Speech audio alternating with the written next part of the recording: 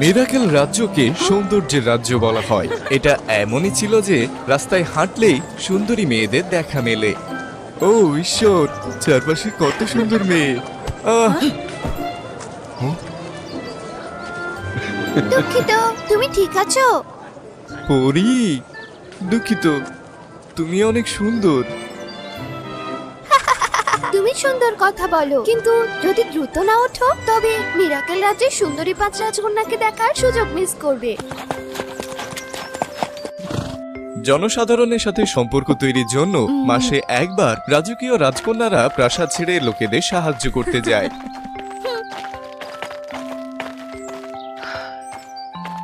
এবং তাদের আগমন সর্বদা জনগণ উষ্ণভাবে স্বাগত জানায়। এমনকি কোন রাজকন্যা সবচেয়ে বেশি জনপ্রিয় তা দেখার জন্য তারা একটি পোল তৈরি করেছিল। শীর্ষে রয়েছে রাজকুমারী ক্যান্সার, যার বন্ধুত্বপূর্ণ কোমল চেহারা রয়েছে। সে সর্বদা শ্রেণী বৈষম্য না করে সবার প্রতি সদয় ছিল। তবে তৃতীয় রাজকন্যা ভিরগোর ক্যান্সারের সাথে খুব একটা পার্থক্য ছিল না।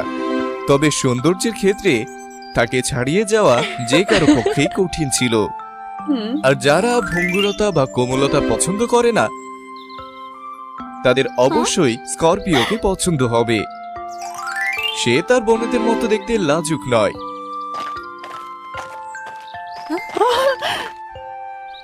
তোমাকে আরো সতর্ক হতে হবে। এত সুন্দর, সুদর্শন। এরপর আসে তালিকার সবচেয়ে নিচে দ্বিতীয় রাজকুমারী লিও। লিও ওখানে কি করছে? লিও সুন্দর, শক্তিশালী আর দয়ালু। বিস্ফোরণ হলো। আসলে তার সবকিছু কেমন যেন অদ্ভুত। বাবা, লিও রাজকন্যাদের মধ্যে সবচেয়ে বেশি অনুপ্রাণিত। সে সবসময় পড়ালেখা আর গবেষণায় ব্যয় করে। কেন আমার প্রচেষ্টা কেউ বুঝতে পারে না? আমি শুধু চাই মানুষের জীবন সুন্দর হোক। অবশ্যই, ডান বা বাম যাই হোক না কেন, দুটোই হাত। রাজা সবাইকেই ভালোবাসেন। মহারাজ, রাজকুমারী লিও আসছে। লিও ইদানিং সে কি খুব দেরি করে খাচ্ছে না? কিন্তু সে প্রথম বা শেষ নয়। তার সমস্যা হচ্ছে সে প্রায়শই ভুলে যায়।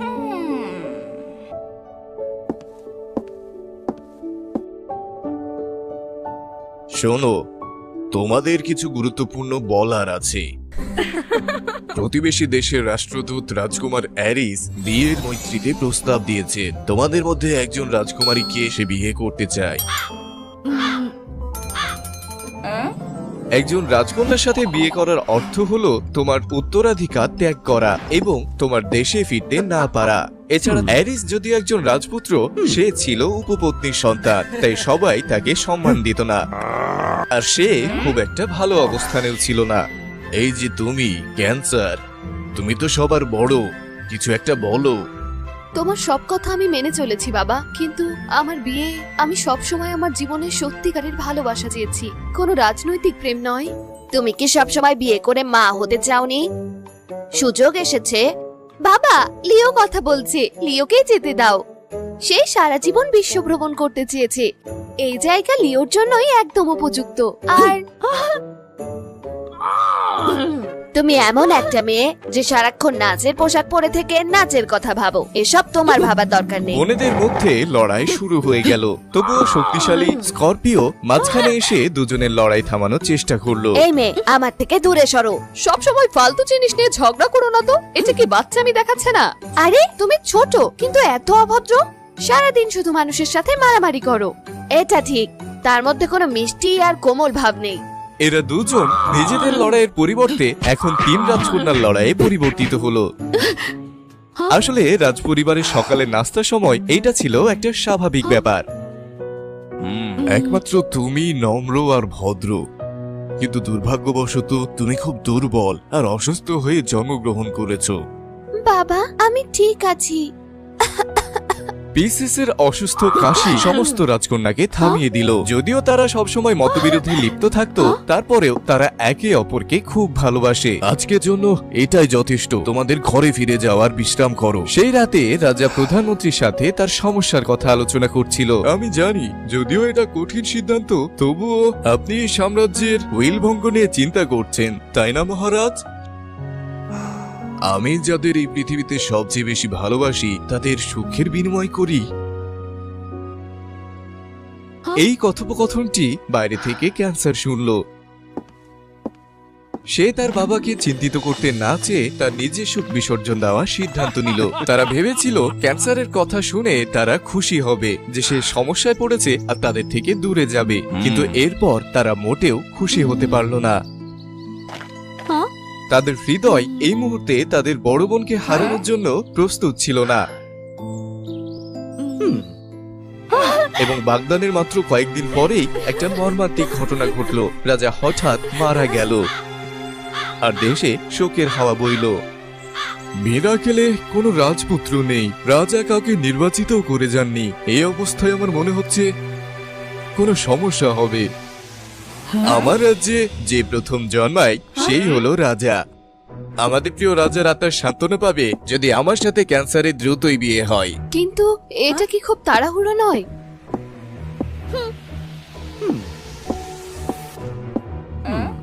আমাকে তোমার বিশ্বাস করতে হবে। তাছাড়া তুমি রানী হলে আমি এই মিরাকেল রাজ্যের বর হব, আর আমার বাবার পক্ষ থেকে অবশ্যই সাহায্য থাকবে। এই তাড়াহুড়োই সন্দেহ হওয়ায় লিও গোপনে তদন্ত করে আর আবিষ্কার করে যে অ্যারিস ততটাও ভালো না যতটা সে দেখাচ্ছিল।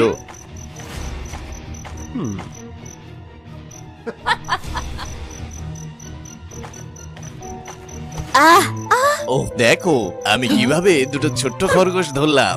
আমার বোনের সাথে বিশ্বাসঘাতকতা করার সাহস কিভাবে করলে? তুমি কি বলছো? আমরা একটু গোপনে কথা বলছিলাম। যদি তোমরা চাও তোমরাও আমার সাথে কথা বলতে পারো। তুমি তোমার সীমা অতিক্রম করছো। অন্য দুই রাজকুমারীর সাহায্যে লিও এবং ভির্গো অ্যারিসের অনিষ্ট প্রকাশ করার সিদ্ধান্ত নিল আর তার বোনকে বিয়েতে বাধা দিল। এই দিনটি ছিল বিয়ের আগে সকালের খাবারের শেষ দিন। বাবা, তুমি যদি এখনো এখানে থাকতে আগামীকাল আমার বিয়ে হবে। কোনো বিয়ে হবে না। চার রাজকন্যা ক্যান্সারকে অ্যারিসের সমস্ত মিথ্যা আর প্রতারণার প্রমাণ সংগ্রহ করে সব বলল। কিন্তু যদি তাই হয় তাহলে তো যুদ্ধ বেঁধে যাবে। তাকে বিয়ে করলেও যুদ্ধ হবেই। তুমি কি চাও না যে আমাদের পিতা স্বর্গে শান্তিতে থাকুক? বাবা যখন বেঁচে ছিলেন সে সব সময় চাইতেন আমরা সবাই একত্রে সুখী হই। এরপর বিয়ে বাতিল হয়ে গেল আর অ্যারিস রাগ করে প্রতিশোধের জন্য সেনাবাহিনী পাঠালো। এটা শুধুমাত্র সাম্রাজ্যের হুমকি ছিল না, এই অজুহাত ব্যবহার করে তারা সেনাবাহিনী একত্র করে বড় যুদ্ধের জন্য প্রস্তুতি নিচ্ছিল। দেশকে বাঁচাতে তাদের জীবনে প্রথমবারের মতো 5 রাজকন্যা একত্রিত হয়ে তাদের সর্বোচ্চ শক্তি ব্যবহার করলো। ক্যান্সার যে সবকিছুতেই ভালো ছিল, সে সেনাবাহিনীর খাদ্য সরবরাহ করলো আর লিওর আবিষ্কারের সাহায্যে উন্নত অস্ত্র তৈরি হলো, যা দেখে অবশেষে লোকেরা প্রশংসা করলো আর এটা সৈন্যদের শক্তি বৃদ্ধি করলো।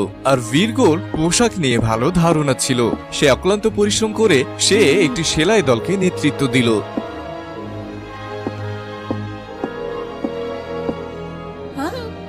এরপর সর্বকনিষ্ঠ রাজকুমারী পিসেস, যে সারাদিন বই পড়ে দুর্বল হয়ে পড়েছিল, ভীতু ছিল, সে হঠাৎ পরিপক্ক হয়ে গেল আর পরিকল্পনার কৌশলগুলি নিয়ে বিস্তারিতভাবে লিখল।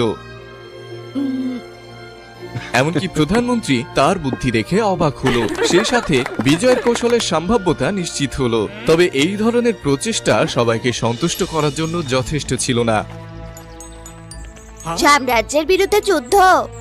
মিরাকেল তো ছোট দেশ, আমরা তো হেরে যাব। এটা ঠিক, সর্বোপরি রাজকন্যারা তো দুর্বল নেই। কিছুক্ষণের মধ্যেই তাদের মনোভাব পরিবর্তিত হলো।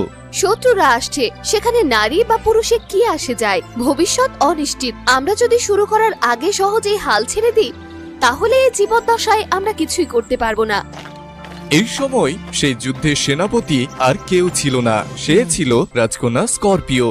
জনগণ অত্যন্ত আবেগপ্রবণ হলো।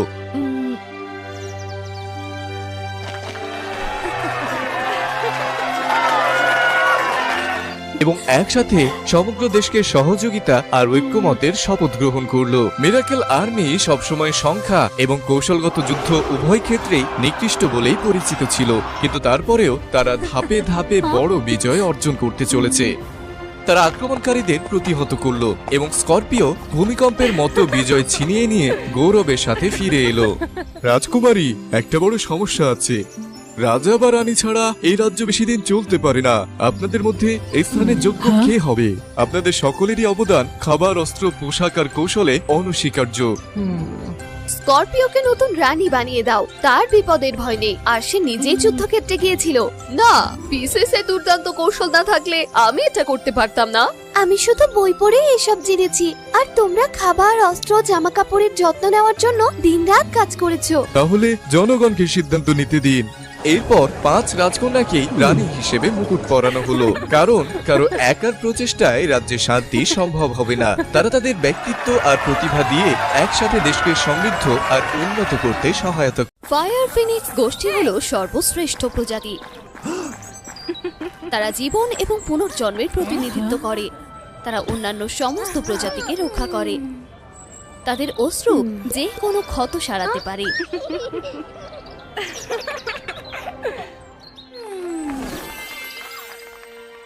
ফায়ার ফিনিক্স অমরত্বের অধিকারী। যখন তারা মারা যেতে চলেছে, তারা ফিনিক্সের শিখা নির্গত করে, আর ছাই থেকে একটি প্রাণবন্ত ফায়ার ফিনিক্স আবার জেগে ওঠে। এনিয়া হলো ফায়ার ফিনিক্স রাজকুমারী, একজন গর্বিত এবং চঞ্চল যুবতী। কিন্তু এনিয়ার এখনো একটা সুন্দর প্রকৃতি আছে। সে ফায়ার ফিনিক্স গোষ্ঠীর দায়িত্ব মনে রেখেছে এবং অন্যান্য প্রাণীদের সাহায্য করতে সর্বদা প্রস্তুত। সে কে? আমি কিভাবে তার সঙ্গে এলাম? সে শুধুমাত্র তাকেই পছন্দ করে যারা ওয়াও ফেরি টেলস চ্যানেলটি সাবস্ক্রাইব করে। অনেক শুভাকাঙ্ক্ষী থাকা সত্ত্বেও এনিয়া শুধুমাত্র আর্কটিককেই ভালোবাসে, যে ছিল আইস ফিনিক্স গোষ্ঠীর রাজকুমার। যদিও ফায়ার ফিনিক্সরা কখনোই তাদের বংশের বাইরে বিয়ে করে না, কিন্তু এনিয়া আর্কটিকের সাথে থাকার জন্য জোর করে, আর রানী ইগনেস তার মেয়ের ইচ্ছা মেনে নেয়। ফায়ার ফিনিক্স রাজকুমারীর বিয়ে অনেকেরই হৃদয় ভেঙে দেয়। সে বলেছে আমার মতো একটা রেভেন তার যোগ্য নয়। কিন্তু এনিয়া জানে না যে আর্কটিক ফায়ার ফিনিক্সের পুনর্জন্ম নিয়ন্ত্রণ করার উপায় খুঁজে পেয়েছে। সে একটি আক্রমণ করে বিয়ের কয়েকদিন পরে রিসেপশনের সময়। ফায়ার ফিনিক্স গোষ্ঠী কখনোই কল্পনা করেনি যে তাদের পুনর্জন্মের ক্ষমতা সহজেই দমন করা যেতে পারে, আর ভেতর থেকে আক্রমণ করে তাদের দ্রুত পরাজিত করে। এটা আমার দোষ, আমি যদি তাকে বিয়ে করার চেষ্টা করতাম। এখন এসব না। মহান ফায়ার ফিনিক্স সাম্রাজ্য সম্পূর্ণরূপে ধ্বংস হয়ে যায়। একটি জটিল মুহূর্তে রানী ইগনেস তার মেয়েকে বাঁচানোর জন্য নিজেকে উৎসর্গ করে। আশ্চর্যের বিষয়, সে রানীর পুনর্জন্মের জন্য কোনো অগ্নিশিখা ছাড়াই চলে যায়। আর মন খারাপ করো না আমার প্রিয় বউ, আমি তোমাকে বাঁচতে দেব। আমার কাছে ফিরে এসো। কখনো না। প্রত্যাখ্যিত হয়ে আর্কটিক নির্মমভাবে তার নিজের স্ত্রীকে আক্রমণ করে। আর্কটিক যখন আগুন চালাচ্ছে, তখন এনিয়া অস্পষ্টভাবে দেখতে পেল যে কেউ তাকে রক্ষা করছে। তারপর সে অজ্ঞান হয়ে যায় এবং আর কিছুই জানে না। কিন্তু এনিয়া অক্ষতই থেকে যায়, সম্ভবত এমন একজনের কারণে যে আর্কটিককে বাধা দিয়েছিল, তার ফিনিক্সের শিক্ষা নিভিয়ে দিয়েছিল। অদ্ভুতভাবে এনিয়ার প্রাসাদটি অস্থির মনে হয় এবং আর্কটিক। Good morning এনিয়া। এটা কিভাবে সম্ভব? থামো, তুমি অতীতে ফিরে এসেছো তোমার বিয়ের আগে। সবকিছু গোপন রাখো। তুমি কে? আমি ডার্ক নাইট। এই নামে আগে থেকেই কেউ আছে? তাহলে আমি নাইট হব। এনিয়া একজন অহংকারী রাজকুমারী। স্বাভাবিকভাবেই রহস্যময় নাইটকে সে সন্দেহ করে। সে আর্কটিকের হামলার তদন্ত করার জন্য দৃঢ় প্রতিজ্ঞ ছিল। এনিয়ার অজান্তেই আর্কটিক অসংখ্য সহযোগী নিয়ে ফায়ার ফিনিক্স প্রাসাদে প্রবেশ করে এবং সে সঙ্গে সঙ্গেই তাদের ফাঁদগুলোর একটিতে পড়ে যায়। আমি বলেছিলাম এটা গোপন রাখো, এটা খুব বিপজ্জনক। তুমি কি বুঝতে পারছো না? এই মুহূর্তে এনিয়া কিছুই করতে পারে না, আর সে রহস্যময় নাইটের কথায় বিশ্বাস করে। ফায়ার ফিনিক্সের শিক্ষা সত্যি এনিয়াকে অতীতে পুনর্জন্মের জন্য প্ররোচিত করে। অদ্ভুতভাবে এই অতীতে ফায়ার ফিনিক্স রাজ্যটি পরিচালিত হতো একটা কাউন্সিল দ্বারা, আর এখানে এনিয়ার মায়ের কোনো অস্তিত্বই ছিল না।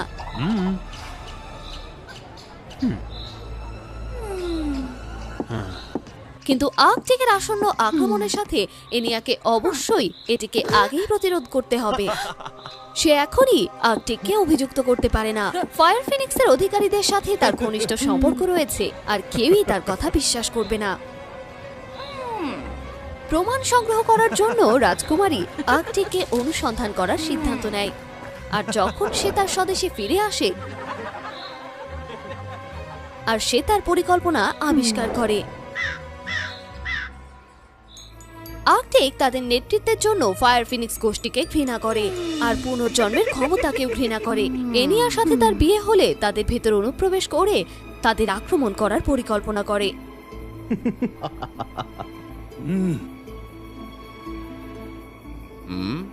বিয়ের কয়েকদিন পর স্বর্গীয় দূতদের সংবর্ধনা অনুষ্ঠানে হামলা করব।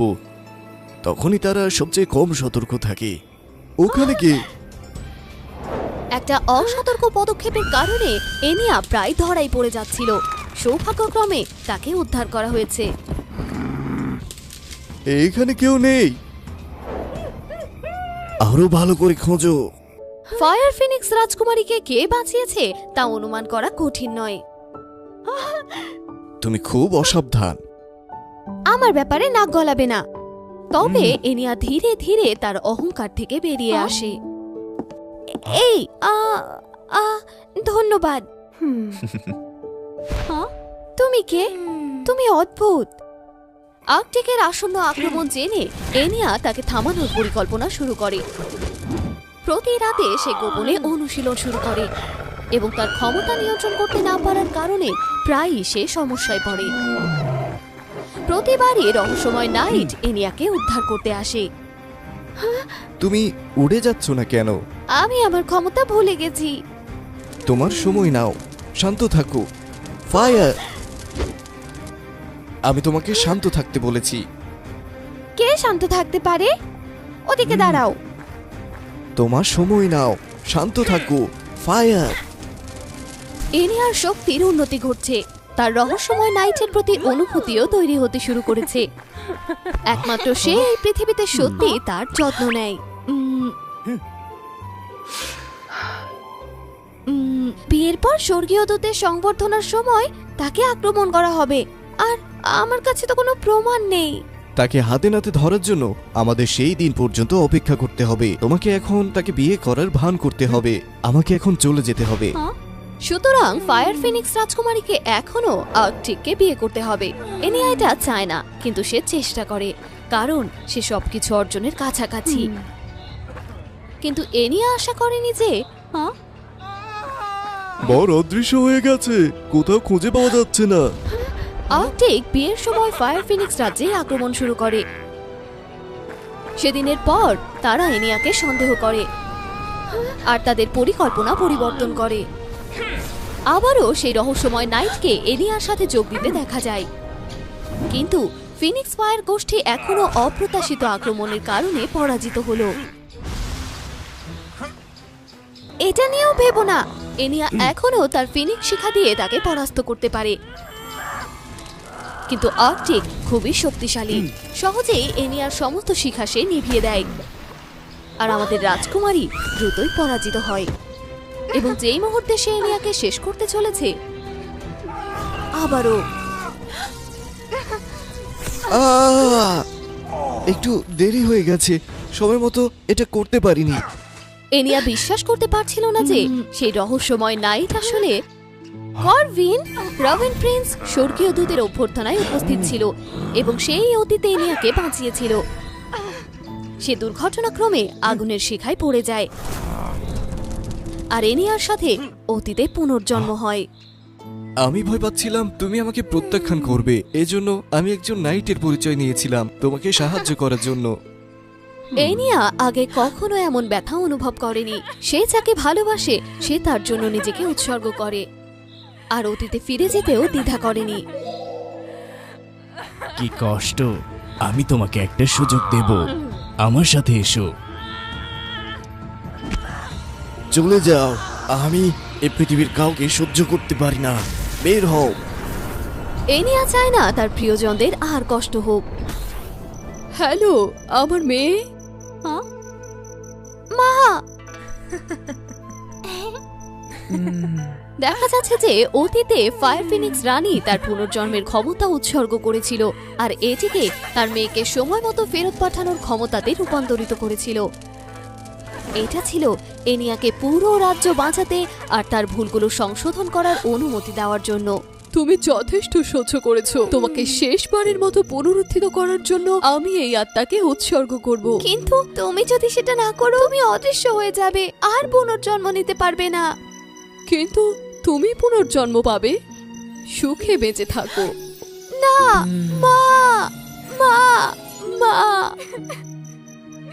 মা। আর ঠিক না থাকলে ফ্রস্ট ফিনিক্সের সেনাবাহিনী দ্রুতই পরাজয়ের মুখে পড়ে, কিন্তু এনিয়া তার মিশন পূরণ করেছে।